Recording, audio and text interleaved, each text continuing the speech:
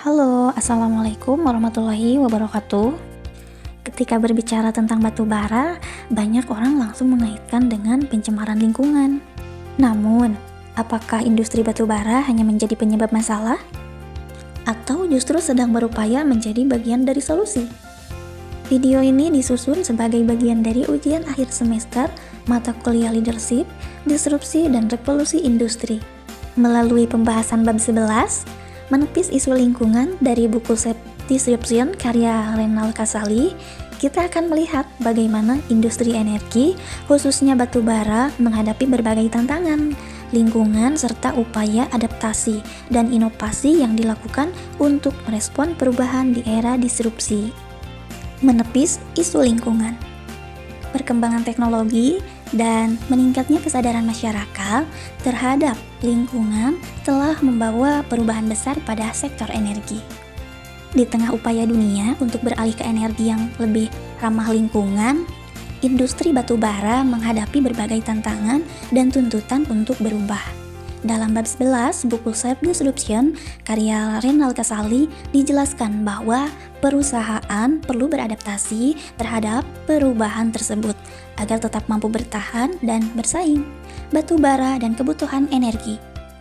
Meskipun berbagai sumber energi alternatif terus dikembangkan, batu bara masih menjadi salah satu sumber energi utama di banyak negara, termasuk Indonesia. Ketersediaannya yang melimpah serta biaya produksinya yang relatif terjangkau membuat batu bara masih berperan penting dalam memenuhi kebutuhan listrik dan mendukung pertumbuhan ekonomi. Isu lingkungan dalam industri batu bara. Di balik perannya yang besar, batu bara juga menghadapi kritik karena dampaknya terhadap lingkungan. Oleh karena itu, perusahaan dituntut untuk melakukan inovasi agar dapat mengurangi dampak tersebut. Salah satu upaya yang dilakukan adalah menghadirkan batu bara dengan kandungan sulfur dan abu yang lebih rendah sehingga proses pembakaran menjadi lebih efisien dan menghasilkan emisi yang lebih kecil. Sulfur dan reklamasi lahan.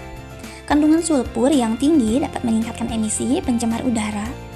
Oleh karena itu, penggunaan batu bara dengan kadar sulfur yang lebih rendah menjadi salah satu solusi untuk mengurangi dampak lingkungan. Selain itu, perusahaan juga melakukan reklamasi lahan bekas tambang melalui program penghijauan untuk mengembalikan fungsi lingkungan yang sebelumnya terganggu. Pengelolaan air limbah. Pengelolaan air limbah merupakan bagian penting dalam menjaga keseimbangan lingkungan. Air bekas aktivitas pertambangan diolah hingga mencapai kualitas yang aman, sehingga dapat dimanfaatkan kembali. Langkah ini menunjukkan bahwa pengelolaan lingkungan yang baik dapat memberikan manfaat tidak hanya bagi perusahaan, tetapi juga bagi masyarakat. Tantangan energi baru terbarukan.